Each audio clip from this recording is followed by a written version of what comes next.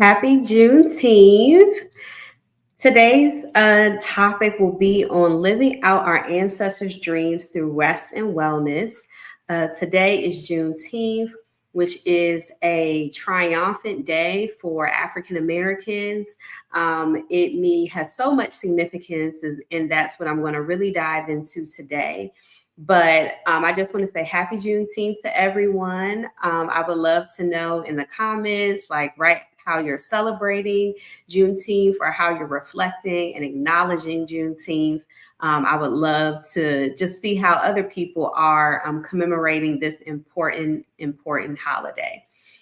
So, as I shared, the topic for today is living out our ancestors' dreams through rest and wellness. And my name is Camesha Jones Brandon. I am the creator of Moving Beyond Burnout that provides and empowers Black women to cultivate self-awareness and to develop practical pathways to overcome burnout for good. So if you're joining me for the first time, please like the video, please share it, and please subscribe to the YouTube channel or my newsletter, which is tagged in the description. So sorry, my start was a little rocky today. I think I was just a little bit too excited, but I'm going to go ahead and jump in.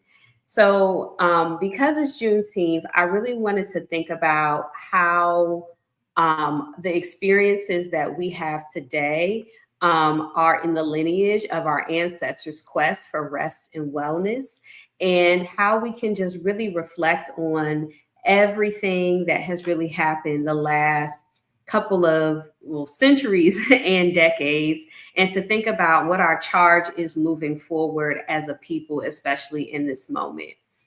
So living out our ancestors' dreams through rest and wellness, I first want to just acknowledge that the story of African Americans is a glorious story of power, resilience, and claiming our space in this world. And Juneteenth, as you all may know, celebrates the ending of slavery in the United States and everything that has happened post-emancipation has been consequential as it relates to coming out of the legacy of slavery in this country. So Juneteenth also is really about acknowledging what our ancestors endured through slavery, through post-emancipation, Reconstruction, Jim Crow, Civil Rights era, all the way to the present day. And I am here, and we are here as African Americans because of their sacrifices and what they endured, even in the face of unrelenting oppression. So I first want to just put that context out there, but even in the midst of that history, which many people from the outside would look and say, like, wow, that was a difficult history, but there is still glory, there is still power, there is still resilience. And what I admire so much about our people is that we continue to show up and claim our space in this world, even during times where our history is trying to be erased, even in times where we are under attack, right? In different ways throughout different decades. So in the spirit of our ancestors, we've come a long way. And so when we talk about freedom, so many people have different definitions of freedom and what it looks like for them. And so I want to broaden what it means to be free. I think for everyone has their own personal definition of what that looks like and what it looks like to live that out. But in previous generations, I believe some of our ancestors really saw freedom tied to policy and rights and opportunities, being able to be full citizens in this country and to be able to have the same access as anyone else without interference. But I think what's beautiful about our current generation is we're expanding freedom to encompass wellness, which is really, really, really, really, really powerful. Because if we think about it, and I just have like just a couple of notes and some things I really want to hit on. But we came from being overworked and undervalued And resisting now means aligning our mind, our bodies, and our spirits. So in previous generations, being underworked, underpaid, undervalued, in our mind, our body, and our spiritual wellness was not at the center at all, really, in some ways. And so now, if we think about just a generation ago, therapy was done in the shadows, right? And then a generation before that, we were just grateful to break a barrier and to be in the space, even if it meant that our spirits were broken or experienced distress. And then a generation before that, our ancestors struggled to even just really nourish their minds, their bodies, and their spirits because of all of the oppression that was taking place. So even if we look at, right now where therapy and wellness and rest is considered the norm, to a generation ago where therapy was done in the shadows, people didn't really talk about it, to a generation before that, where it was all about getting ahead, but even if it meant sacrificing our minds, our bodies, and our spiritual wellness, to even before that, just being able to focus on surviving, we have come such a long way. And so there has been so much generational progress with us, living out our ancestors' dreams for rest and wellness. I just came from an event in Chicago. It was with Decompose, which is a Black chamber music group in Chicago. And they had Trisha Hersey there, who is a Chicago native, and she is well known for the NAP ministry and her intentionality of uplifting rest for Black people. So it was really beautiful to celebrate Juneteenth at this event where she's reading these powerful written works and affirmations about Black people under some beautiful classical Black composed music. And when I was resting, because there was a room probably for 100 or more people with their yoga mats, with their pillows, and we're resting, and I'm listening to the words that she's saying, that joy is our birthright. You can rest. You are enough just as you are. You don't have to continue to push and work so hard under the American capitalist system. And even just hearing that as I'm resting really helped me to see, wow, like this is amazing that this is happening right here today. And to think about all of the people who are in my family, my ancestors, community members, who could have maybe never conceived that Black people would center rest, right? And especially center rest in a time such as this. So I was really grateful to be in that space today. And it really just tied so much into what my focus was today, which was living out our ancestors' dreams through rest and wellness. So how did our ancestors heal? They healed through social groups, whether it was clubs or volunteering or starting their own societies. They healed through being in community. Our ancestors healed through their faith, through their spiritual paths, their spiritual well-being, whether it was in a church, whether it was in a mosque, whether it was in the community from other women who were involved in spiritual healing. Our ancestors healed through gardening, tending to the earth in a way that was different in the way that we were forced to tend to the earth when our ancestors were enslaved. They healed through dance. They healed through music. They healed through literature, gatherings, activism, and most importantly, they healed through love. One thing that has no price tag on it and it can't be taken away from you is the love that you have and the love that you show for others. And I think that love has been one of the most healing parts of our lineage, and the most healing parts of the Black community is the love that we have for one another. So I want to just take this moment to just uplift how our ancestors healed. It is similar and also different in how we are healing today, but it is still so significant when we think about how each generation has lived out the dreams of the other generation. So in 2025, we are 160 years post-emancipation. when I was like thinking about how many years had it been between the Juneteenth, so uh, June 19th, 1865, and today, at first I thought it was like 200 years. But then when I like did, the math, it was like, oh, that was 160 years ago. That was not, it wasn't as long ago as I had initially thought for some reason, which really just highlights how far away, but how close we are to Juneteenth, the emancipation of slavery. But now what is powerful, and I would just want to hit on this, in how Black people are being well and centering rest today. So Black people are being intentional. We're being intentional about how we show up in different spaces. We are being intentional about what we give our time, our energy, and our dedication to. Black people are showing up fully, and I can especially say that for Black women, being unapologetic about who we are, our gifts, our talents, our needs, and not putting on a mask or trying to fit into a particular mode. Breaking generational curses. I'm a millennial, and our generation has been very committed to breaking generational curses and patterns that have held us back, because we know when there are generational patterns that are difficult and that may have caused harm, or that have been difficult, it can be an impediment to healing and showing up as a full and whole person.